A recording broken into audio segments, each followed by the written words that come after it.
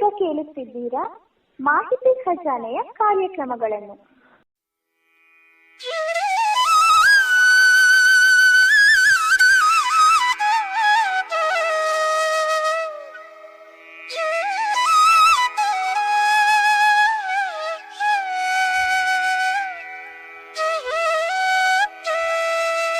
ಸಾಹಿತ್ಯ ಕಣಜ ಮಾಲಿಕೆಯಲ್ಲಿ ಆಯ್ದ ಕೆಲ ಕಾದಂಬರಿಗಳು, ಕಥೆಗಳು ನಿಮಗಾಗಿ ಪ್ರಸಾರವಾಗುತ್ತಿವೆ. ಮಂಗಳವಾರ, ಗುರುವಾರ ಹಾಗೂ ಶನಿವಾರಗಳಂದು ಚಾಚೂ ತಪ್ಪದೆ ವೀಕ್ಷಿಸಿ.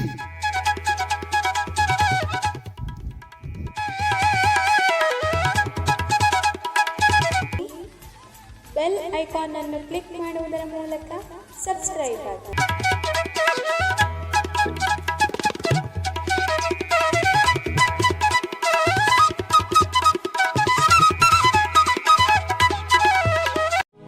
ಅಮರ ಪ್ರೇಮದ ಮಧು 129 ನಾನೇ 10 ರೂಪಾಯಿ ನೋಟೆಲ್ಲ ಒಂದು ಕಡೆ ಬಂಡಲ್ ಮಾಡಿ ಇಟ್ಟೆ. ಅಂಗಡಿ ಇಟ್ಟರೆ ಎಷ್ಟೊಂದು ದುಡ್ಡು ಬರುತ್ತೆ ಪಪ್ಪ ಎಂದ. ನಿನಗೆ ದುಡ್ಡು ಬೇಕು ಹೌದೋ ಅಲ್ಲವೋ? ಬಾ ನಿನ್ನ ನೋಟಿನ ರಾಶಿಯ ಮೇಲೆ ಕೂಡಿಸ್ತೀನಿ. ಈ ಮನೆಯಲ್ಲಿ ದುಡ್ಡಿಗೇನು ಕಡಿಮೆ ಇಲ್ಲ ಎಂದಳು ಜಯ. ಮಗ ಉತ್ಸಾಹದಿಂದ ಮೈಸೂರಿನ ವಿಷಯ ಹೇಳಿದ ಹಾಗೆಲ್ಲ ಹೆಂಡತಿಗೆ ಕೋಪ ಒಕ್ಕೆರುತ್ತದೆ. ತಾನಾಗಿ ಏಕೆ ಅವಳ ಅಶಾಂತಿ ಹೆಚ್ಚಿಸಬೇಕೆಂದು ಅವನು ತಿಂಡಿ ಎದ್ದು ಹೊರಟ. ಕೊಂಚ ಹೊತ್ತಿಗೆ ಮಲಗಿದ್ದ ತಂದೆಯ ಬಳಿ ಬಂದ ಚಿಂಟು. ಪಪ್ಪ, ನನ್ನ ಏರ್ ಬ್ಯಾಗ್ ಎಲ್ಲಿ? ಅಜ್ಜಿ ನನಗೆ ಏನೇನೋ ಆಟದ ಸಾಮಾನು ಕೊಟ್ಟಿದ್ದರು ಎಂದ. ರಾಜಸಿಂಹ ನೀರಸವಾಗಿ, ನನಗೆ ಗೊತ್ತಿಲ್ಲಪ್ಪ, ನಿನ್ನ ಮಮ್ಮಿನ ಕೇಳು ಎಂದ. ಕೇಳಿದ ಗೋವಿಂದನ್ನ ಕೇಳಿದೆ. ಹನುಮ, ಸಂಗಪ್ಪ ಯಾರಿಗೂ ಗೊತ್ತಿಲ್ವಂತೆ. ಅದರಲ್ಲಿ ಅಜ್ಜಿ ಕೊಟ್ಟ ಜಿಗ್ಜಾಗ್ ಅನಿಮಲ್ಸ್ ಫೋನ್ ಎಲ್ಲ ಇಟ್ಟಿದ್ದೆ ಎಂದ. ಹೋಗಲಿ ಬಿಡು, ನಿನ್ನ ಹತ್ತಿರ ದಂಡಿಯಾಗಿ ಕಾಮಿಕ್ಸ್ ಬುಕ್ ಇದೆ, Mickey Mouse, Donald duck video cassette ಇದೆ, ಅದೆಲ್ಲ ನೋಡು. ಮಮ್ಮಿ ಅಮೆರಿಕಾದಿಂದ ಕಾರು ತಂದಿದ್ದಾಳೆ, ಆಡು ಎಂದ. ಈಗ ಜಿಗ್ಜಾಗ್ ಅನಿಮಲ್ಸ್ ಬೇಕು ಪಪ್ಪ, ಇಲ್ಲದಿದ್ದರೆ ಗಟ್ಟಿಯಾಗಿ ಕಿರುಚೀನಿ ಎಂದ. ರಾಜಸಿಂಹ ಸುಮ್ಮನಿದ್ದ. ಜಿಗ್ಜಾಗ್ ಜಿಗ್ಜಾಗ್ ಎಂದು ಅರಚಿ ಕೂಗತೊಡಗಿದ. ಆ ರಾಕ್ಷಸ ಕಿರುಚಾಟ ತಾಳಲಾರದೆ ಜಯಶ್ರೀ ಬಂದಳು. ಚಿಂಟು, ನೀನು ಜಾಣನಾಗಿಲ್ಲ, ನಾನು ಕಾರು ಅಮೆರಿಕಾಗೆ ಕಳಿಸಿ ಬಿಡ್ತೀನಿ ಎಂದಳು. ಕಳಿಸಿಬಿಡು, ಇಲ್ಲದಿದ್ದರೆ ನಾನೇ ಆ ಕಾರನ್ನ ಜಜ್ಜಿ ಪುಡಿ ಮಾಡಿಬಿಡ್ತೀನಿ. ಅದರಲ್ಲಿ ಕೂತು 2 ಸಲ ಆ ತೆಂಗಿನ ಮರಕ್ಕೆ ಡ್ಯಾಶ್ ಹೊಡೆದಾಗ ಮೈ ಜುಮ್ ಅಂತ ಹಿಂಸೆ ಆಯ್ತು, ಹಣೆಗೆ ಮೊಳಕೈಗೆ ತಗುಲಿತು. ಆ ಕಾರು ಬೇಡ, ನಂಗೆ ಜಿಗ್ಜಾಗ್ ಬೇಕು ಎಂದು ಹಠ ಮಾಡತೊಡಗಿದ. ತಡಿ, ಬೆಲ್ಟ್ ತರೀನಿ, ಮಾತಿಗೆ ಬಗ್ಗಲ್ಲ ನೀನು. ಜಯಶ್ರೀ ತನ್ನ ಕೋಣೆಗೆ ಹೋದಳು. ಅವಳು ಬೆಲ್ಟ್ ತಂದಾಗ ರಾಜಸಿಂಹ ಎದ್ದು, ಜಯ, ಮಗುಗೆ ಹೊಡಿಬೇಡ, ಮಕ್ಕಳ ಮನಸ್ಸು ಚಂಚಲ. ಮಗುಗೆ ಶ್ರೀಮಂತಿಕೆ ಸಾಧನ, ಬಡವರ ಆಟಿಕೆ ಅನ್ನೋ ಭೇದ ಇರಲ್ಲ. ಹೊಸ ವಸ್ತು ಬೇಕಷ್ಟೇ, ಕೊಂಚ ಹೊತ್ತು 130 ಆಡಿದರೆ ತಪ್ಪೇನು, ಆಮೇಲೆ ಅವನೇ ಬಿಸಾಕ್ತಾನೆ ಎಂದ. ಅಮರ ಪ್ರೇಮದ ಮಧು ಕತೆ ಹೇಳಬೇಡಿ ನೀವು, ಅದೆಲ್ಲ ತಿಪ್ಪೆಗೆ ಎಸೆದು ಬೆಂಕಿ ಹಚ್ಚಿದ್ದಾಯ್ತು. ತಿರುಗ ಜಿಗ್ಜಾಗ್ ಎಂದರೆ ಬಾಯಿ ಮೇಲೆ ಬರೆ ಹಾಕ್ತೀನಿ ಎಂದಳು. ನನ್ನ ಸಾಮಾನೆಲ್ಲ ತಿಪ್ಪೆಗೆ ಹಾಕಿದ್ದೀಯಾ?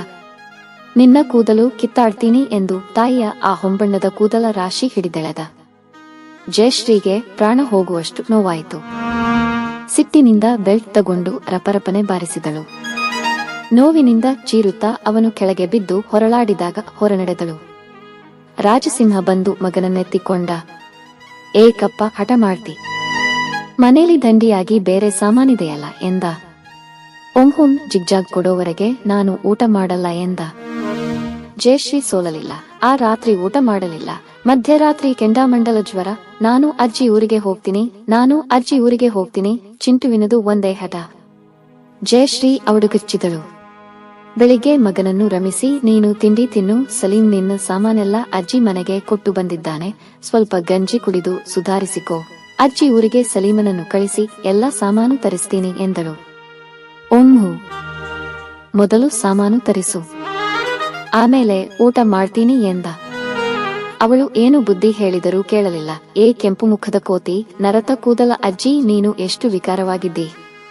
ನಿನ್ನ ಹತ್ತಿರ ನಾನು ಇರಲ್ಲ. ಹೆಂಗೆ ಹೊಡೆದಿದ್ದಾಳೆ ನೋಡು, ಬರೇ ಬಿದ್ದಿದೆ. ನಾನು ಏನು ತಪ್ಪು ಮಾಡಿದೆ? ಅಜ್ಜಿ ಮನೆಯ ಆಟದ ಸಾಮಾನು ಕೇಳಿದರೆ ಹೊಡಿತಾಳೆ. ಕೋತಿ, ನಿನ್ನ ಕಚೀನಿ ಪರಚೀನಿ, ನಿನ್ನ ರೂಮಲ್ಲಿರೋ ನಿನ್ನ ಎಲ್ಲಾ ಡ್ರೆಸ್ ಹರಿದಾಸ್ತೀನಿ ಎಂದು ಕೂದಲೆಳೆದು ಕಚ್ಚತೊಡಗಿದ. ರಾಜಸಿಂಹ ಪುಟ್ಟ ಮಗನ ಬಲಿಷ್ಠ ಹಿಡಿತದಿಂದ ಅವಳನ್ನು ಬಿಡಿಸಿದ. ಸ್ಟೀವ್ಸ್ ಬ್ರೌಸ್ ಹಾಕಿದ ಅವಳ ತೋಳಿನಲ್ಲಿ ಚಿಂಟುವಿನ ಹಲ್ಲುಗಳಿದ್ದವು. ಕೂದಲೆಳೆದಾಗಂತೂ ಪ್ರಾಣ ಹೋಗುವಷ್ಟು ನೋವಾಗಿತ್ತು. ಜಯಶ್ರೀ ಹೆಡೆ ತುಳಿದ ಹಾವಿನಂತೆ ಪುತ್ಕರಿಸುತ್ತಾ 2.5 ತಿಂಗಳು ಬಿಟ್ಟು ಹೋಗಿದ್ದಕ್ಕೆ ಮಗುವಿನ ಮನಸ್ಸೇ ಹಾಳು ಮಾಡಿದ್ದೀರಲ್ಲ. ಆ ಪಾಪಿಷ್ಟ ಹೆಂಗಸಿನ ಹತ್ತಿರ ಕರೆದುಕೊಂಡು ಹೋಗಬೇಡಿ. ಆಕೆ ಮಂತ್ರವಾದಿನಿ. ನಿಮಗೂ ನನಗೂ ಮಂತ್ರ ಮಾಟ ಮಾಡಿ ದ್ವೇಷ ಹೆಚ್ಚಿಸಿದ್ದಾಳೆ. ನಿಮ್ಮನ್ನ ದೂರ. ಅಮರ ಪ್ರೇಮದ ಮಧು 131 ಮಾಡ್ಕೊಂಡ ಹಾಗೆ ಈ ಮಕ್ಕಳನ್ನು ದೂರ ಮಾಡ್ಕೋಬೇಕಾ? ಆ ಮೈಸೂರಿಗೆ ಹೋಗಿ ಬಂದು ಎಳೆ ಹುಡುಗಿ ಚಿನ್ನಿಗೂ ನನ್ನ ಕಂಡರೆ ಆಗ್ತಿರಲಿಲ್ಲ. ಆ ನಿಮ್ಮಮ್ಮ ಮಾಟಗಾತಿ ಏನು ಮಾಟ ಮಾಡ್ತಾಳೋ? 2 ತಿಂಗಳಲ್ಲಿ ಚಿಂಟುನ ಹಾಳು ಮಾಡಿದ್ದಾಳೆ. ಮಮ್ಮಿ ಅಂತ ಈ ಮಗು ನನ್ನ ಮೇಲೆ ಪ್ರಾಣ ಇಟ್ಕೊಂಡಿದ್ದ ಎಂದು ಹಾರಾಡಿ ಹಲ್ಲಿನ ವಿಷಕ್ಕೆ ಏನು ಸೆಪ್ಟಿಕ್ ಆಗತ್ತೋ ಎಂದು ಡಾಕ್ಟರನ್ನು ಕರೆಯಲು ಫೋನ್ ಬಳಿ ಹೋದಳು. ನನ್ನ ತಾಯಿನಂದು ನಿನ್ನ ನಾಲಿಗೆ ಏಕೆ ಹೊಲಸು ಮಾಡ್ಕೋತಿ? ಆಕೆ ನಿರಪರಾಧಿ, ಒಂಟಿಯಾಗಿದ್ದಾಳೆ. ತನ್ನ ಕರುಳಿನ ತುಣುಕುಗಳು ಅಂತ ಈ ಮೊಮ್ಮಕ್ಕಳನ್ನ ಅಪಾರವಾಗಿ ಪ್ರೀತಿಸ್ತಾಳೆ. ಅಜ್ಜಿ ಮೊಮ್ಮಕ್ಕಳನ್ನ ಪ್ರೀತಿಸೋದು ತಪ್ಪ? ಆ ಮಗುನ್ನ ಬೆಲ್ವಿಂದ ರಾಕ್ಷಸಿ ಹಾಗೆ ಹೊಡೆದೆ. ಆ ಮಗು ಮಾಡಿದ ತಪ್ಪೇನು? ಊರಿಂದ ತಂದ ಆಟದ ಸಾಮಾನು ಕೇಳಿದ. ಮಕ್ಕಳಿಗೆ ಶ್ರೀಮಂತಿಕೆ ಸಾಮಾನು, ಬಡವರ ಸಾಮಾನು ಅಂತ ಭೇದ ಗೊತ್ತಿರಲ್ಲ. ಮಕ್ಕಳ ಮನಸ್ಸು ಚಂಚಲ. ಕೊಂಚ ಹೊತ್ತು ಆ ಸಾಮಾನಿಟ್ಕೊಂಡು ಆಡ್ತಾನೆ, ಕೊಂಚ ಹೊತ್ತು ಇದನ್ನ ಆಡ್ತಾನೆ. ಬೇಡದಿದ್ದಾಗ 2 ಬಿಸಾಕ್ತಾನೆ. ಕಾರಣವಿಲ್ಲದೆ ಸಣ್ಣ ವಿಷಯಕ್ಕೆ ಎಷ್ಟು ಹಗರಣ ಮಾಡ್ತಿ? ನಮ್ಮಮ್ಮ ದೂರ ಇದ್ದರೂ ಅವಳ ಮೇಲೆ ಏಕೆ ದ್ವೇಷ ಸಾಧಿಸ್ತಿ? ಅವಳೇನು ನಿನ್ನ ಗಂಟು ತಿಂದಿದ್ದಾಳ ಎಂದ. ನನ್ನ ಮಕ್ಕಳ ಪ್ರೀತಿ ನನ್ನ ಪಾಲಿಗೆ ನಿಧಿ ಕಣಿ, ಅದೇ ನನಗೆ ದೊಡ್ಡ ಗಂಟು. ಆ ಗಂಟು ಅಪಹರಿಸೋ ನಿಮ್ಮ ತಾಯಿ ನನ್ನ 7 ಜನ್ಮದ ವೈರಿ. ನಿಮ್ಮನ್ನ ಡೈವೋರ್ಸ್ ಮಾಡಿದರೆ ಬೇರೆ ಗಂಡ ಸಿಗಬಹುದು ನನಗೆ.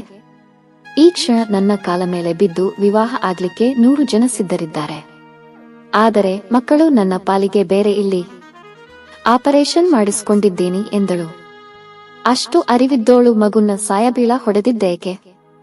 ಬೆಲ್ವಿಂದ ಒಂದೇಟು ನಿನಗೆ ನೀನೇ ಹೊಡೆದುಕೋ. ಆ ಏಟಿನ ರುಚಿ ಹೇಗಿರುತ್ತೆ ನೋಡೋಣಂತೆ ಎಂದ. ನನ್ನ ಶತ್ರು ನೀವು. ಬರೀ ನನ್ನ ತಪ್ಪುಗಳನ್ನ ಹಂಗಿಸೋದೊಂದೇ ಗುರಿ ನಿಮಗೆ ಎಂದಳು. ಡಾಕ್ಟರ್ ಬರುವ ಹೊತ್ತಿಗೆ ಕೆಂಡಮಂಡಲ ಜ್ವರ. 2 ದಿನವಾದರೂ ಜ್ವರ ಬಿಡದಿದ್ದಾಗ ಜಯಶ್ರೀ ಹೆದರಿ ಕಂಗೆಟ್ಟಳು. ಆ ಹಾಳು ಸಾಮಾನು ಎಲ್ಲಿ ಬಚ್ಚಿಟ್ಟುಕೊಂಡಿದ್ದೀರಿ? ಕೊಡಿ ಅವನಿಗೆ ಎಂದು ಹಾರಾಡಿದಳು. ರಾಜಸಿಂಹ ತೀರ ನಿರ್ವಿಣ್ಣನಾಗಿದ್ದ. ಏನು ವಾದಿಸದೆ ಸಾಮಾನಿನ 132 ಏರ್ ಬ್ಯಾಗ್ ತಂದು ನೀಡಿದ. ಅಮರ ಪ್ರೇಮದ ಮಧು ಚಿಂಟುತ್ತಗೊಳ್ಳೋ. ಸಲೀಮಾ ಅಜ್ಜಿಯ ಊರಿಗೆ ಹೋದಾಗ ತಂದಿದ್ದಾನೆ ಎಂದು ಕೊಡಲು ಹೋದಳು. ಆದರೆ ಚಿಂಟು ಆಡುವ ಸ್ಥಿತಿಯಲ್ಲಿರಲಿಲ್ಲ. ತಾಯಿಯ ಮುಖ ಕೊಂಡರೆ ಚೀರುತ್ತಿದ್ದ. ಏ ಕೆಂಪು ಕೋತಿ, ನೀನು ಹತ್ತಿರ ಬಂದ್ರೆ ನಿನ್ನ ಕಚ್ಚಿ ಸಾಯಿಸ್ತೀನಿ. ಪಪ್ಪ ನನ್ನ ಮೈಸೂರಿಗೆ ಕರೆದುಕೊಂಡು ಹೋಗು. ಅಜ್ಜಿ ಹತ್ತಿರವೇ ಇದ್ದೀನಿ. ಅಜ್ಜಿ ನನ್ನ ಪ್ರೀತಿ ಮಾಡ್ತಾಳೆ. ಮಧು ಆಂಟಿ ನನಗೆ ಇಷ್ಟ. ಎಷ್ಟು ಚೆಂದ ಇದ್ದಾಳೆ. ಕಪ್ಪನೆ ಕೂದಲು, ಫಳವಳ ಕಣ್ಣುಗಳು, ಉದ್ದ ಜಡೆ. ನಮ್ಮ ವಾಸಂತಿ ಮಿಸ್ಗಿಂತ ಚೆಂದ ಇದ್ದಾಳೆ. ನನಗೆ ರಾಮಾಯಣ ಕತೆ ಹೇಳ್ತಾಳೆ ಎಂದು ಗಲಾಟೆ ಮಾಡಿದ. ಔಷಧ ಗಂಜಿ ನುಂಗಿಸಬೇಕಾದರೆ ಹರಸಾಹಸವಾಗುತ್ತಿತ್ತು. ಜ್ವರ ದಿನದಿನಕ್ಕೆ ಜಾಸ್ತಿ ಆದಾಗ ಕಡೆಗೆ ವಿಧಿ ಇಲ್ಲದೆ ನರ್ಸಿಂಗ್ ಹೋಮಿಗೆ ಸೇರಿಸಲೇಬೇಕಾಯಿತು. ನರ್ಸಿಂಗ್ ಹೋಮಿನಲ್ಲಿ 2 ವಾರ ಇದ್ದ ಚಿಂಟು ಮೊದಲ ವಾರ ತುಂಬಾ ಜ್ವರವೇ ಇತ್ತು. ಆ ಸಮಯದಲ್ಲೇ ಮಗನಿಂದ ವಿಷಯ ತಿಳಿದು ಹೌಹಾರಿ ಬಂದರು ವನಜಮ್ಮ. ಆದರೆ ಜಯಶ್ರೀ ಅವರನ್ನು ಮೊಮ್ಮಗನ ನೋಡಲು ಬಿಡಲಿಲ್ಲ. ನಾನು ಸತರು ನಿಮ್ಮನ್ನ ಒಳಗೆ ಬಿಡಲ್ಲ. ಈಗೀಗ ಸೆಡೆಟಿವ್ ಕೊಟ್ಟು ಹಳೆ ನೆನಪು ಮರೆಸಿದ್ದಾರೆ. ಅಣ್ಣೀರಾಗ ಮರೆತಿದ್ದಾನೆ. ಪುನಃ ನಿಮ್ಮ ದರ್ಶನ ಆದರೆ ಅವನು ಹಾಳಾಗ್ತಾನೆ. ನೀವು ಅವನನ್ನು ನೋಡಲೇ ಕೂಡದು ಎಂದು ರಣಚಂಡಿಯಂತೆ ನಿಂತು ಬಾಯಿಗೆ ಬಂದ ಹಾಗೆ ಬೈದಳು. ನಾಳೆಯಿಂದ ನೀವು ಬರಬೇಡಿ. ನನ್ನ ಮಗ ನನಗೆ ಸೇರಿದವನು ಎಂದು ಗಂಡನಿಗೆ ಆಜ್ಞೆ ಮಾಡಿದಳು. ನನ್ನ ಮೊಮ್ಮಗು ಅಲ್ಲವೇ? ನನಗೂ ಕರುಳು ಇರಲ್ಲವೇ? ಏಕೆ ಹೀಗೆ ಮಾಡ್ತಾಳೋ ಎಂದರು. ಅತ್ತರು ನಿರಾಶರಾಗಿ ಬಂದಿದ್ದ ಟ್ಯಾಕ್ಸಿಯಲ್ಲೇ ಮೈಸೂರಿಗೆ ಹಿಂತಿರುಗಿದರು. ನಿಜಕ್ಕೂ ಚಿಂಟು ಅಜ್ಜಿ ಮನೆಗೆ ಹೋಗ್ತೀನಿ ಎಂಬ ಪಲ್ಲವಿ ಬಿಟ್ಟಿರಲಿಲ್ಲ. ಜ್ವರವಾಸಿಯಾಗಲಿ, ನಿನ್ನ ನಾನೇ ಅಜ್ಜಿ ಮನೆಗೆ ಕಕ್ಕೊಂಡು ಹೋಗ್ತೀನಿ. ಡಾಕ್ಟರ್ ನರ್ಸ್ ಹೇಳಿದ ಹಾಗೆ ಕೇಳು ಜಾಣ ಎಂದು ಬಹುವಿಧವಾಗಿ ರಮಿಸಿ ಹದ ಮಾಡಿದಳು. ಜ್ವರವಾಸಿ ಆದ ಮೇಲೂ ತುಂಬ ದುರ್ಬಲನಿದ್ದುದರಿಂದ 2 ವಾರ ನರ್ಸಿಂಗ್ ಹೋಮಲ್ಲೇ ಇದ್ದು ಹಣ್ಣು ಹಾಲು ಟಾನಿಕ್ ನೀಡಿ ಆರೈಕೆ ಮಾಡಿದರು. ಚೆನ್ನಾಗಿ ನಡೆದಾಡುವ ಹಾಗಾದ ಮೇಲೆ ಒಂದು ದಿನ ನರ್ಸಿಂಗ್ ಹೋಮ್ ಮುಂದೆ ಕಾರು ನಿಂತಿತು. ಕಾರಿನಲ್ಲಿ ಕೂತ ಚಿಂಟು ತಾಯಿಯ ಜೊತೆ ಮೈಸೂರಿಗೆ ಎಂದು ಭಾವಿಸಿದ. ಅಮರ ಪ್ರೇಮದ ಮಧು 133 ಆದರೆ ವಿಮಾನ ನಿಲ್ದಾಣಕ್ಕೆ ಬಂದು ವಿಮಾನ ಏರಿದಾಗಲೂ ತಿಳಿಲಿಲ್ಲ. ಕಾರಿನಲ್ಲೇ ಅಜ್ಜಿ ಮನೆಗೆ ಹೋಗೋದಲ್ಲಮ್ಮ ಎಂದ. ಬೇಡ, ಏರೋಪ್ಲೇನಲ್ಲೇ ಬುರ್ ಅಂತ ಹೋಗಿ ಅಜ್ಜಿಯ ಮನೆ ಮುಂದೆ ಇಳಿಯೋಣ, ಅಜ್ಜಿಗೆ ಸರ್ಪ್ರೈಸ್ ಆಗತ್ತೆ ಎಂದಾಗ ಚಿಂಟು ನಿಜ ಎಂದೇ ತಿಳಿದಿದ್ದ. ಆದರೆ ನಿಜವಾದ ವಿಷಯ ತಿಳಿದು ಹಿಂದಿನ ದಿನ ರಾಜಸಿಂಹ ಹೆಂಡತಿಯೊಡನೆ ಘನಘೋರ ಜಗಳ ಆಡಿದ್ದ. ಚಿಂಟುನ ನಾಳೆ ಡಿಸ್ಚಾರ್ಜ್ ಮಾಡ್ತಿದ್ದಾರೆ. ಅವನ ಮನಸ್ಸು ಉಲ್ಲಾಸವಾಗಬೇಕಾದರೆ 1 ವಾರ ಮೈಸೂರಿಗೆ ಕರೆದುಕೊಂಡು ಹೋಗಬೇಕು. ತುಂಬಾ ಹಂಬಲಿಸ್ತಿದ್ದಾನೆ. ಅವನಿಗೆ ನಿರಾಶೆ ಮಾಡಬಾರದು ಅಂತ ಡಾಕ್ಟರ್ ಹೇಳಿದ್ದಾರೆ ಎಂದ. ನಾನು ಅವನನ್ನ ಬಾಂಬೆಗೆ ಕರೆದುಕೊಂಡು ಹೋಗಿ ಬೋರ್ಡಿಂಗ್ ಸೇರಿಸ್ತೀನಿ ಎಂದಳು. ಟಿಕೆಟ್ ಸಹ ರಿಸರ್ವ್ ಮಾಡಿಸಿ ಬಿಟ್ಟಿದ್ದೀನಿ ಎಂದಳು. ಅಪರಿಮಿತ ಕೋಪ ಬಂತು. ಜಯಶ್ರೀ ಎಂದು ಗಟ್ಟಿಯಾಗಿ ಚೀರಿದ. ಏನು ಚಾವಣಿ ಹಾರಿ ಹೋಗೋ ಹಾಗೆ ಕಿರುಚೀರ? ಅವನು ನನ್ನ ಮಗ ಹಾಸ್ಪಿಟಲ್ಲಿಗೆ ಬರಬೇಡಿ ಅಂದ್ರೆ ಕೇಳಿದ್ರೇನು? ನಿಮ್ಮ ಮುಖ ನೋಡ್ತಾಲೆ ಅಜ್ಜಿ ಮನೆ ಅಂತರಾಗ ಹಾಡೋನು. ಹಾಗೂ ಹೀಗೂ ಮರೆಸಿದ್ದೆ. ಕುಂಬಾರಂಗೆ 1 ವರ್ಷ, ದೊಣ್ಣೆಗೆ 1 ನಿಮಿಷ ಅಂದ ಹಾಗೆ ನಾನು 100 ಪ್ರಯತ್ನ ಮಾಡಿ ಅಜ್ಜಿ ಹಂಬಲ ಬಿಡಿಸಿದ್ರೆ ನೀವು ಬಾಲೆ ಅದೇ ರಾಗ ಶುರು ಮಾಡ್ತಿದ್ದ. ಅವನಿಗೆ ಈ ಪರಿಸರವೇ ಬೇಡ. ಚಿನ್ನಿ ಹಾಗೆ ಅವನು ಬೋರ್ಡಿಂಗ್ನಲ್ಲಿರಲಿ. ನನಗೆ ಬೇಕಾದಾಗ ಬಾಂಬೆಗೆ ಹೋಗಿ ನೋಡಿ ಬರೀನಿ. ನನ್ನ ಮಗ ಮಗಳು ನನ್ನವರಾಗಿರಬೇಕು, ಬೇರೆ ಯಾರಿಗೂ ಅದರಲ್ಲಿ ಪಾಲು ದೊರೆಯಲ್ಲ ಎಂದಳು. ಬಾಯಿದ, ಜಗಳವಾಡಿದ. ಆದರೆ ಅವಳು ಸೋಲುವುದಿಲ್ಲವೆಂದು ತಿಳಿದಾಗ ಹತಾಶನಾದ. ಏಂಜಿಲಾ ತನ್ನ ಕಡೆ ಇದ್ದಾಳೆ. ಆಗಾಗ ಫೋನ್ ಮಾಡಿ ತಾಯಿಗೂ ಮೊಮ್ಮಗನೊಡನೆ ಮಾತಾಡಲು ಸಂಪರ್ಕ ಕಲ್ಪಿಸಿಕೊಡಬಹುದೆಂದು ಊಹಿಸಿದ. ಆದರೆ 1 ವಾರದ ನಂತರ ಹುಚ್ಚಿಯ ಹಾಗೆ ಹಿಂತಿರುಗಿದಳು ಜಯಶ್ರೀ. ಕದರಿದ ಕೂದಲು, ಮಲಿನವಾದ ಸೀರೆ, ಅಪಾರ ಶೋಕ ತುಂಬಿದ ಮುಖ. ರಾಜು ನನ್ನ ಹೊಡೆದು ಕೊಂದುಬಿಡಿ. ನಾನು ದೊಡ್ಡ ತಪ್ಪು. 134 ಅಮರ ಪ್ರೇಮದ ಮದು ಮಾಡಿಬಿಟ್ಟೆ. ರಾಜು ನನ್ನ ಕೊಂದು ಬಿಡಿ. ಎಲ್ಲಿ ಮಗುನ್ನ ಹೊಡೆದ ಆ ಬೆಲ್ಟ್ ಎಲ್ಲಿ ಎಂದು ಹುಚ್ಚಿಯಂತೆ ಹುಡುಕಾಡಿ ಆ ಬೆಲ್ಟ್ ಸಿಕ್ಕಿದ ಮೇಲೆ ಅದರಿಂದೇ ತನಗೆ ಹೊಡೆದುಕೊಳ್ಳಲೆತ್ನಿಸಿದಳು. ಅವಳು 4-6 ಏಟು ಹೊಡೆದು ಕೊಳ್ಳುವಷ್ಟರಲ್ಲೇ ಅವಳ ಕೈಯಿಂದ ಬೆಲ್ಟ್ ಕಿತ್ತುಕೊಂಡು ಏನಾಯ್ತು ಹೇಳು ಎಂದ. ಯಾವುದೋ ಅಪ್ರಿಯ ವಾರ್ತೆ ಕೇಳಲು ಅವನ ಹೃದಯ ಚಡಪಡಿಸಿತು. ಅವಳು ಅಳುತ್ತಾ ತೊದಲುತ್ತಾ ಅರೆಬರೆ ಹೇಳಿದ ವಿಷಯ ಹೀಗಿತ್ತು. ಮುಂಬೈ ಸೇರಿ ಚಿಂಟುನ್ನ ಬೋರ್ಡಿಂಗ್ ಸೇರಿಸಿದಾಗ ಅವರಮ್ಮನ ಆನಂದಕ್ಕೆ ಪಾರವೇ ಇಲ್ಲ. ಆದರೆ ತಾಯಿಯ ಮೋಸ ತಿಳಿದ ಚಿಂಟು ಉಗ್ರನಾದ. ಆ ರಾತ್ರಿ ತಂಗಿಯೊಡನೆ ಮಲಗಿದ್ದಾಗ ನಾನು ಎಂಜಿಲಾ ನಿದ್ದೆ ಮಾಡೋವಾಗ ತಪ್ಪಿಸಿಕೊಂಡು ಹೋಗ್ತೀನಿ. ನನ್ನ ಹತ್ತಿರ ಪಪ್ಪ ಕೊಟ್ಟ 200 ರೂಪಾಯಿ ನೋಟಿದೆ. ಯಾರಿಗಾದರೂ ಕೊಟ್ಟು ಮೈಸೂರಿಗೆ ಕರೆದುಕೊಂಡು ಹೋಗಿ ಅಂಕಲ್ ಅಂತೀನಿ ಎಂದಿದ್ದನಂತೆ. ಇಲ್ಲೆಲ್ಲ ಬೀಗ ಹಾಕಿರುತ್ತೆ, ಹೇಗೆ ತಪ್ಪಿಸ್ಕೋತಿ ಎಂದಳಂತೆ. ರಾತ್ರಿ ರೂಮಿನ ಬಾಗಿಲು ತೆಗೆಯಲೆತ್ನಿಸಿ ವಿಫಲನಾದನಂತೆ. ಆದರೆ ಮಾರನೆಯ ಬೆಳಿಗ್ಗೆ ಆಟದ ಮೈದಾನಕ್ಕೆ ಹೋದ ಚಿಂಟು ಕಾಣೆಯಾಗಿದ್ದ. ಅಲ್ಲಿದ್ದ 2 ವಾಚ್ಮನ್ಗಳಿಗೂ ಗೊತ್ತಿಲ್ಲ. ಕಾಂಪೌಂಡ್ ಹಾರಿ ಹೋಗಿರಬಹುದು ಎಂದು ಊಹಿಸಿದರು. ಬೋರ್ಡಿಂಗಿನಲ್ಲಿದ್ದ 4-6 ಆಳುಗಳು ಹುಡುಕಿ ಸೂಪರಿಂಟೆಂಡೆಂಟರಿಗೆ ದೂರು ನೀಡಿದರು. ಸೂಪರಿಂಟೆಂಡೆಂಟರು ಇವಳ ತಾಯಿಗೆ ಫೋನ್ ಮಾಡಿದರು. ತಾಯಿ ಮಗಳು ಹೌಹಾರಿದರು. ಮುಂಬೈಯಲ್ಲಿ ಇವರ ಜನಬಲವೇನೂ ಕಡಿಮೆ ಅಲ್ಲ. ಅವಳ ದೊಡ್ಡಪ್ಪನ ಮಗ ದೊಡ್ಡ ಉದ್ಯಮಿ. ಲೋಕಲ್ ಪತ್ರಿಕೆಗಳಲ್ಲಿ, ಟಿವಿಯಲ್ಲಿ ವಾರ್ತೆ ಕೊಟ್ಟು ತಮ್ಮ ಫ್ಯಾಕ್ಟರಿಯ ಎಲ್ಲಾ ವರ್ಗದ ಜನರಲ್ಲಿಯೂ ವಿಷಯ ಪ್ರಸಾರ ಮಾಡಿ ಹುಡುಗನನ್ನು ಹುಡುಕಿ ತಂದವರಿಗೆ 10,000 ರು ಬಹುಮಾನ ಎಂದರು. 1 ವಾರ ಕಳೆದರೂ ಏನೂ ಪತ್ತೆ ಆಗಲಿಲ್ಲ. ನಿರಾಶಳಾಗಿ ಹಿಂತಿರುಗಿ ಬಂದಿದ್ದಳು. ವಿಷಯ ಕೇಳಿ ಸ್ತಬ್ಧನಾದ ನಂತರ ಅನುಮಾನದಿಂದ ನಿಜ ಹೇಳು, ತಪ್ಪಿಸಿಕೊಂಡು ಓಡುವಾಗ ಏನಾದರೂ ಅಪಘಾತವಾಗಿ ಅನಾಹುತ ಆಗಿದೆಯಾ? ಅರ್ಧ ಮುಚ್ಚಿಟ್ಟು ಅರ್ಧ ಹೇಳೋ ಸುಳ್ಳುಗಾತಿ ನೀನು. ನಿನ್ನ ತಾಯಿ ಕತೆ ಸಹ ಎಷ್ಟು ನವಿರಾಗಿ ಸುಳ್ಳು ಹೇಳಿದ್ದಿ ಎಂದ.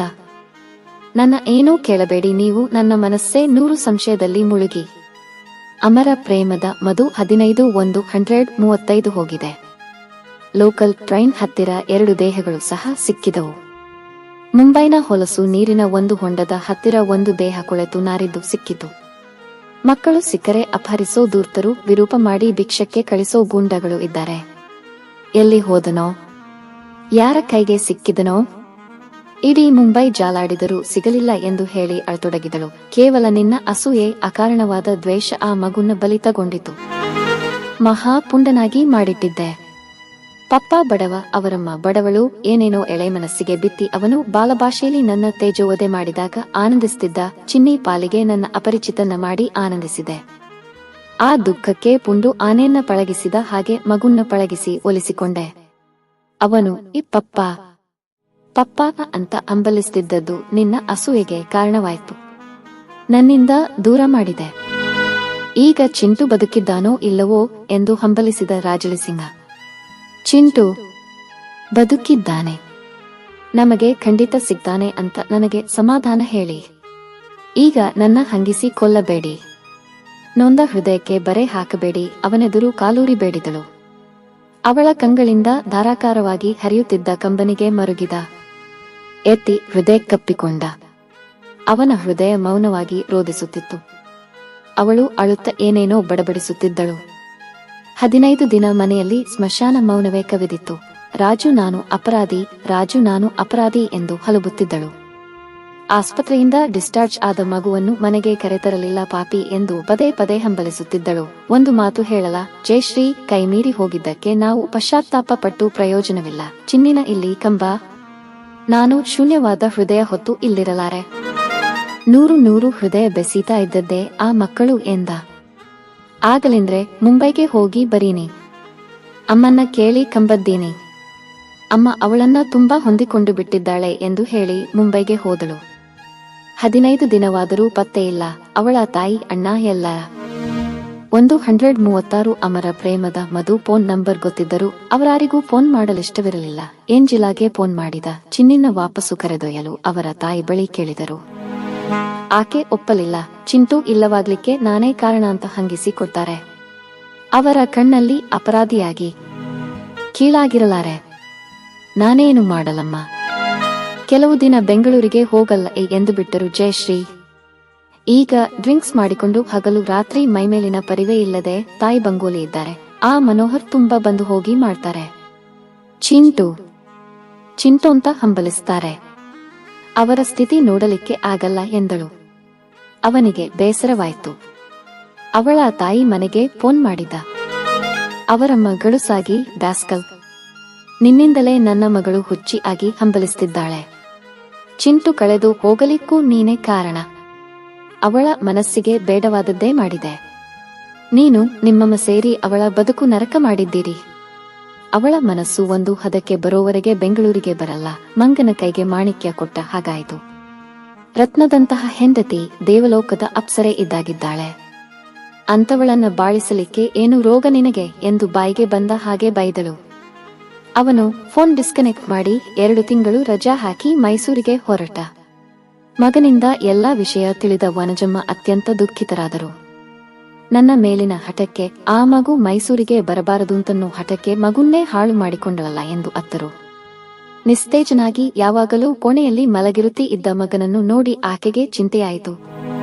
ಊಟ ತಿಂಡಿ ಉಲ್ಲಾಸದ ಮಾತುಕತೆ ಯಾವುದೂ ಇಲ್ಲ. ಏನೋ ತಟ್ಟೆಯಲ್ಲಿ ಕೈಯಾಡಿಸಿ ಒಂದಿಷ್ಟು ತಿಂದು ಹೋಗುತ್ತಿದ್ದ ವಂಜಮ್ಮ ಮನದಲ್ಲೇ ಆಲೋಚನೆ ಮಾಡಿ ಮತಿಸಿದರು. ನಂತರ ಒಂದು ದಿನ ಮಧುಮತಿಯನ್ನು ಮಾಳಿಗೆಯ ಮೇಲೆ ಏಕಾಂತವಾಗಿ ಕರೆದೊಯ್ದರು. ಮಧು, ನನ್ನದೊಂದು ಅಪೇಕ್ಷೆ ಇದೆ, ನಡೆಸಿಕೊಡ್ತೀಯ ಎಂದರು. ಹೇಳಿ ಅಮ್ಮ, ಏನು ವಿಷಯ ಎಂದಳು. ಆ ರಾಕ್ಷಸಿ ನನ್ನ ಮಗನ ಜೀವನನ್ನೇ ಹಿಪ್ಪೆ ಮಾಡ್ತಿದ್ದಾಳೆ. ಅವನ ಬದುಕಿನಲ್ಲಿ ಅಮರ ಪ್ರೇಮದ ಮಧು 1337 137 ಸುಖ ಶಾಂತಿಯೇ ಇಲ್ಲ. ನನಗೆ ಮುದ್ದಾದ ಒಂದು ಮೊಮ್ಮಗುನ್ನ ಆಡಿಸೋ ಆಸೆ ಇದೆ. ಅವರಷ್ಟು ಶ್ರೀಮಂತರಲ್ಲ ನಾವು, ನಿಜ. ಆದರೆ ನಮ್ಮದು 10-15 ಲಕ್ಷ ರೂಗಳ ಆಸ್ತಿ ಇದೆ. 6 ತಿಂಗಳಿಂದ ನಿನ್ನ ಗುಣ ಸ್ವಭಾವ ಪರೀಕ್ಷಿಸಿದ್ದೀನಿ. ನನ್ನ ಯಾವ ಜನ್ಮದ ಮಗಳೋ ಅಷ್ಟು ಆತ್ಮೀಯವಾಗಿದ್ದಿ. ನನ್ನ ನಂತರ ಅಂಗಡಿ ಕೆಲಸ, ಆಸ್ತಿಪಾಸ್ತಿ ತಂದೆ ತಮ್ಮನ ಜೊತೆ ನಿಭಾಯಿಸ್ತೆ ಅಂತ ನನಗೆ ನಂಬಿಕೆ ಇದೆ. ನನ್ನ ಆಸ್ತಿ ಪರರ ಪಾಲಾಗಬಾರದು. ನನ್ನ ಆಸ್ತಿಗೊಬ್ಬ ಉತ್ತರಾಧಿಕಾರಿ ಬೇಕು. ಒಂದು ಮೊಮ್ಮಗು ನನ್ನ ಒಂಟಿತನ ನಿವಾರಿಸಬೇಕು. ನನ್ನ ಆಸೆ ನೀನು ನೆರವೇರಿಸ್ತೀಯಾವ ಎಂದರು. ಮಧುವಿನ ಮನದಲ್ಲಿ ಆಂದೋಲನೆಗಳೆದ್ದವು. ಅವಳು ತಲೆ ತಗ್ಗಿಸಿ ಕೂತಳು. ಕಾನೂನು ಪ್ರಕಾರ ಒಬ್ಬ ಹೆಂಡತಿ ಇರೋ ಗಂಡಸಿಗೆ 2ನೆಯ ಮದುವೆ ಆಗೋ ಹಾಗಿಲ್ಲ. ಇನ್ನು ನನ್ನ ಸೊಸೆಯಂತೂ ರಾಕ್ಷಸಿ ವಿಷಯ ತಿಳಿದ್ರೆ ನಮ್ಮನ್ನ ಕೊಲ್ಲಲಿಕ್ಕೂ ಹೇಸಲ್ಲ. ಈ ಮದುವೆ ತುಂಬಾ ಗುಟ್ಟಾಗಿ ನಡೆಯಬೇಕು. ಮುಂದು ಅವನು 15 ದಿನಕ್ಕೊಮ್ಮೆಯೋ ತಿಂಗಳಿಗೊಮ್ಮೆಯೋ ಬಾನೆ. ಒಂದಿನ ಇದ್ದು ಹೋಗ್ತಾನೆ. ಕೈಯಾರೆ ಮಾಡಿದ ಅಪರಾಧಕ್ಕೆ ಈಗವಳು ಸ್ಮಶಾನ ವೈರಾಗ್ಯದಲ್ಲಿದ್ದಾಳೆ. ಇಲ್ಲದಿದ್ದರೆ ಅವನು ತಿಂಗಳಾನುಗಟ್ಟಲೆ ರಜಾ ಹಾಕಿ ಇಲ್ಲಿರಲಿಕ್ಕೆ ಬಿಡ್ತಿದ್ದಳ. ನಿನಗೆ ಕಾನೂನು ಪ್ರಕಾರ ಪತ್ನಿ ಸ್ಥಾನ ಇಲ್ಲ ಅನ್ನೋದು ನನಗೆ ಗೊತ್ತು. ನಿನ್ನನ್ನು ಕಾನೂನು ಉಪಪತ್ನಿ ಅನ್ನ ಕಾನೂನು ಪ್ರಕಾರ ಪತ್ನಿಯಾದ ಅವಳು ಅವನ ಬದುಕಲ್ಲಿ ಬೆಂಕಿ ಹಬ್ಬಿಸಿದ್ದಾಳೆ. ನೀನು ಅವನ ಬದುಕಿಗೆ ಸುಖಶಾಂತಿ ಕೊಡಬೇಕು. ನನಗೆ ಒಂದು ಮೊಮ್ಮಗು ಕೊಡಬೇಕು. ಈ ರಹಸ್ಯ ನಮ್ಮಲ್ಲೇ ಇರಬೇಕು ಎಂದರು. ಮಧು ಮೌನವಾಗಿದ್ದಳು. ನನ್ನ ಸ್ವಾರ್ಥ ನೋಡಿ ನಿನಗೆ ಅಸಹ್ಯವಾಗಿರಬಹುದು, ಆದರೆ ನನ್ನ ಮಗನ ಬದುಕು ನಿರಾಶೆಯ ಹೊಂಡವಾಗಿರೋದು ನಾನು ಸಹಿಸಲಾರೆ. ಆ ಬದುಕಿನಲ್ಲಿ ಪ್ರೀತಿ ಪ್ರೇಮದ ಹಾಲು ಹೊಳೆ ಹರಿಸಿ ನೀನು ಅವನನ್ನ ನಲಿಸಬೇಕು. ಇದು ನನ್ನ ಕೋರಿಕೆ. ಇದಕ್ಕೆ ಬದಲಾಗಿ ನನ್ನ ಸಮಸ್ತ ಆಸ್ತಿ ನಿನಗೆ ಕೊಡ್ತೀನಿ ಎಂದರು. ಮಧು ಮೌನ ಮುರಿದು, ಅಮ್ಮ, ನಿಮ್ಮ ಆ ಸಲಹೆಗೆ ನಾನು ಒಪ್ಪಿದ್ದೀನಿ. ಆದರೆ ನನ್ನದಾದ ಕೆಲವು ಆಸೆಗಳಿವೆ. ಈ ವಯಸ್ಸಿನಲ್ಲಿ ನಮ್ಮ ತಂದೆ ದುಡಿಯೋದು ನನಗಿಷ್ಟವಿಲ್ಲ. ಅವರು ಸುಖಕರವಾದ ವಿಶ್ರಾಂತಿ ಜೀವನ ನಡೆಸಬೇಕು. ತಾಯಿನ ಇಲ್ಲಿನ ನರ್ಸಿಂಗ್ ಹೋಮಿಗೆ ಸೇರಿಸಿ ಒಳ್ಳೆ ಚಿಕಿತ್ಸೆ ಕೊಡಿಸಬೇಕು. ನಮ್ಮ ದೊಡ್ಡಕ್ಕನ ವರದಕ್ಷಿಣೆ ಸಮಸ್ಯೆ ತೀರಿ ಅವಳು ಗಂಡನ ಮನೆ ಸೇರಬೇಕು. ಎರಡನೆಯ ಅಕ್ಕನ ವಿವಾಹ ಆಗಬೇಕು. ನನ್ನ ತಮ್ಮನಿಗೆ ಅಂಗಡಿ ಕೆಲಸದಲ್ಲಿ 138 ಅಮರ ಪ್ರೇಮದ ಮಧು ತುಂಬಾ ಆಸಕ್ತಿ ಇದೆ. BCom ಓದಿದ ಅವನನ್ನ ನರಸಪ್ಪ ತಾನೇ ಸೀನಿಯರ್ ಅಂತ ಒಂದು ತರಹ ಹೀನಾಯವಾಗಿ ಕಾಡ್ತಾನೆ. ಹೊಟ್ಟೆಪಾಡಿಗೆ ನಾವಿದೆಲ್ಲ ಸಹಿಸ್ತಿದ್ದೀವಿ. ನಿಮ್ಮ ಅಪೇಕ್ಷೆ ನೆರವೇರಿಸಲಿಕ್ಕೆ ನಾನು ಸಿದ್ಧಳಿದ್ದೀನಿ. ನನ್ನ ಕುಟುಂಬದ ಎಲ್ಲಾ ಸಮಸ್ಯೆ ನೀವು ತೀರಿಸಬೇಕು ಎಂದಳು. ಖಂಡಿತ ತೀರಿಸ್ತೀನಿ. ಇಡೀ ಅಂಗಡಿಯ ಒಡತಿಯೇ ನೀನು. ನಾಳೆನೆ ನಿನ್ನ ಹೆಸರಿಗೆ ಎಲ್ಲಾ ಬರೆದು ಕೊಡ್ತೀನಿ ಎಂದರು. ಮಧುಮತಿ ನಕ್ಕು, ಯಾರನ್ನೂ ಅಷ್ಟೊಂದು ನಂಬಬೇಡಿ. ನಾಳೆ ನಾನೇ ನಿಮ್ಮ ಪಾಲಿಗೆ ಕೆಟ್ಟವಳಾದರೆ ಸದ್ಯಕ್ಕೆ ನನಗೆ 2 ಲಕ್ಷ ರೂಗಳ ಚೆಕ್ ಕೊಡಿ. ನನ್ನ ಮದುವೆ ವಿಷಯ ನಮ್ಮ ತಾಯಿಗೆ ಮಾತ್ರ ಗೊತ್ತಿರಲಿ. ಅಕ್ಕಂದಿರು ತಮ್ಮ ಎಲ್ಲರಿಗೂ ನಾನು ಬೇರೆ ತರಹ ಪ್ರಚಾರ ಮಾಡ್ತೀನಿ. ಮೊದಲು ನಿಮ್ಮ ಮಗನ ಒಪ್ಪಿಸಿ ಎಂದಳು. ನಾನೊಬ್ಬಳೇ ಹೇಳಿದರೆ ಅವನು ಒಪ್ಪಲ್ಲ. ನಮ್ಮ ಸ್ವಾರ್ಥಕ್ಕೆ ನಿನ್ನ ಬಾಳು ಹಾಳು ಮಾಡ್ತಿದ್ದೇವೆ ಅಂತ ಅನ್ನೋತಾನೆ. ಅವನು ಮಹಾ ಧರ್ಮಭೀರು. ಅವನನ್ನ ಹೇಗೆ ಒಪ್ಪಿಸಬೇಕು? ನಿನಗೆ ಸೇರಿದ್ದು ಎಂದಳು. ಆಗಲಿ, ರಾತ್ರಿ ನಾವು 3 ಜನವೇ ಇರೋವಾಗ ನೀವು ವಿಷಯ ತೆಗೀರಿ. ನಾನು ಅವರನ್ನ ಒಪ್ಪಿಸ್ತೀನಿ ಎಂದಳು. ಆ ರಾತ್ರಿ ತಾಯಿ ಮಗ ಊಟಕ್ಕೆ ಕೂತಿದ್ದರು. ಅವನು ನೀರಸವಾಗಿ ಊಟ ಮಾಡುತ್ತಿದ್ದ. ರಾಜು, ಇಷ್ಟು ಚಿಂತೆ ಹಚ್ಚಿಕೊಂಡ್ರೆ ಹೇಗಪ್ಪ? ನಡೆದದ್ದು ನಡೆದು ಹೋಯಿತು. ಸಮಾಧಾನ ತಂದ್ಯೋ ಎಂದು ಏನೋ ಸಮಾಧಾನ ಹೇಳಲೆತ್ನಿಸಿದರು. ಏನು ಸಮಾಧಾನ ಅಮ್ಮ? ಆ 2 ಮಕ್ಕಳನ್ನ ನೆನೆಸಿಕೊಂಡ್ರೆ ಹೊಟ್ಟೆಯಲ್ಲಿ ಸಂಕಟವಾಗತ್ತೆ. ಆ ರಣಚಂಡಿ ಚಿತ್ರ ವಿಚಿತ್ರ ವರ್ತನೆ ಸಹಿಸ್ತಾ ಬಾಳಬೇಕು ನಾನು. ಈ ಬದುಕಿಗೆ ಕೊನೆಯ ಇಲ್ಲವಾ? ಜಾವ್, ಆ ಪಾಪಿಷ್ಟಿಗೆ ಅಷ್ಟು ಹೆದರಿದರೆ ಹೇಗಪ್ಪ? ನಿನ್ನ ಬದುಕಿನ ಸುಖ ಶಾಂತಿಗೆ ನಾನೊಂದು ಯೋಚನೆ ಮಾಡಿದ್ದೀನಿ. ನೀನು ಏಕೆ ಒಂದು ಒಳ್ಳೆ ಹುಡುಗಿಯನ್ನ ಮದುವೆ ಆಗಬಾರದು ಎಂದರು. ಅವನು ನಿರಾಶೆಯಿಂದ ನಕ್ಕು, ಅವಳ ಸ್ವಭಾವ ನಿನಗೆ ಗೊತ್ತಿದ್ದು ಕೇಳಿಯಲ್ಲಮ್ಮ. ನಾನು ನನ್ನ ಮಗುನ್ನ ಪ್ರೀತಿಯಿಂದ ಲಾಲಿಸಿದ್ದಕ್ಕೆ ಸಹಿಸಲಾರದೆ ಆ ಮಗುನ್ನ ಮುಂಬೈನ ಬೋರ್ಡಿಂಗ್ ಸೇರಿಸಿದಳು. ಈಗಲೂ ಇಷ್ಟು ಕೃತಕ ಪಶ್ಚಾತ್ತಾಪ ವ್ಯಕ್ತಪಡಿಸಿ ಕಾಲಿಗೆ ಬಿದ್ದು ಕ್ಷಮಾಪಣೆ ಕೇಳಿಕೋತಾಳೆ. ಹೋಗ್ಲಿ, ಚಿಂಟು ಕಳೆದು ಹೋದ. ಚಿನ್ನುನ್ಯಾಕ ದೂರ ಇಟ್ಟಿದ್ದಿ, ಕರೆದುಕೊಂಡು ಬಾ ಅಂದರೆ ಒಪ್ಪಲ್ಲ. ಅವರಮ್ಮನ ಒಂಟಿತನ. ಅಮರ ಪ್ರೇಮದ ಮಧು ನೀಗಲಿಕ್ಕೆ ಆ ಮಗು ಬೇಕಂತೆ ಎಂದ. 139 ಎಷ್ಟು ಹಣ ಇದ್ದರೇನಪ್ಪ? ಮುಪ್ಪಿನಲ್ಲಿ ಒಂಟಿತನ ಕಾಡತ್ತೆ. ನನಗೂ ಒಂದು ಮುದ್ದಾದ ಮೊಮ್ಮಗು ಬೇಕು. ಲೋಕಕ್ಕೆ ಹೆಚ್ಚು ಪ್ರಸಾರವಾಗದ ಒಂದು ಮದುವೆ ಯೋಜನೆ ನಾವು ಮಾಡಿದ್ದೀವಿ ಎಂದು ತಮ್ಮ ಯೋಚನೆ ಹೇಳಿದರು. ಆತ ಚಿಂತೆಯಿಂದ, ನಮ್ಮ ಸ್ವಾರ್ಥಕ್ಕೆ ಆ ಹುಡುಗಿ ಬಾಳು ಹಾಳು ಮಾಡೋದು ನ್ಯಾಯವೇನಮ್ಮ ಎಂದ. ಇದರಿಂದ ನನ್ನ ಬಾಳು ಹಾಳಾಗತ್ತೆ ಅಂತ ನಾನು ಖಂಡಿತ ತಿಳಿದುಕೊಂಡಿಲ್ಲ. ನನ್ನ ರೂಪ ವಿದ್ಯೆಗೇನು ಬೆಲೆ ಇಲ್ಲದ ಹಾಗೆ ನಮ್ಮ ನೆಂಟರು ಎಂಥೋಂತಹ ಸಂಬಂಧ ಹೇಳ್ತಾ ಇದ್ದರು ಬಲ್ಲಿರ. ನಮ್ಮ ಬಡತನ ಒಂದೇ ಅವರು ಗುರುತಿಸುತ್ತಿದ್ದದ್ದು. ಒಬ್ಬ ಅಂಗವಿಕಲ, ಇನ್ನೊಬ್ಬ 2ನೆಯ ಮದುವೆ ವ್ಯಕ್ತಿ, ಅವನ ಮಗ 16 ವರ್ಷದ ಹೈಸ್ಕೂಲ್ ಸ್ಟೂಡೆಂಟ್. ಮದುವೆ ಮುಖ್ಯ ಅಂತ ನಾನು ತಿಳಿದಿಲ್ಲ. ಏನಾರು ಕೆಲಸಕ್ಕೆ ಸೇರಿ ಈ ಕುಟುಂಬದ ಕಷ್ಟ ಪರಿಹಾರ ಮಾಡಬೇಕು ಅಂತ ಭಾವಿಸಿದ್ದೆ.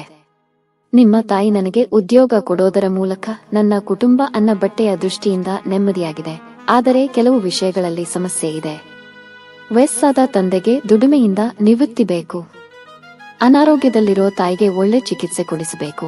ಅಕ್ಕಂದಿರ ಬಾಳು ಹಸನಾಗಬೇಕು. ತಮ್ಮನ ಬದುಕು ಸುಲಲಿತವಾಗಬೇಕು. ಇದೆಲ್ಲ ನನ್ನ ಸ್ವಾರ್ಥವೂ ಹೇಳಿಕೊಂಡಿದ್ದೀನಿ. ಜೊತೆಗೆ ನಾನು ತೀರ ಶೋಷಿತಲಾಗಿಲ್ಲ.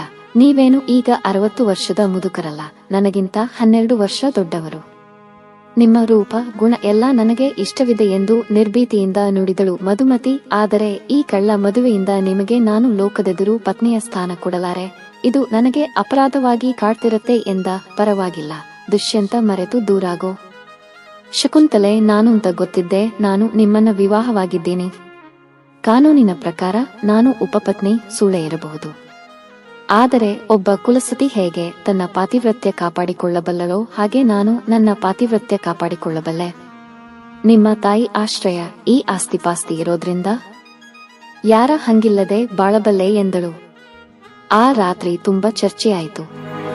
ಕಡೆಗೆ ರಾಜಸಿಂಹ ಆಗಲಿ ನಾನು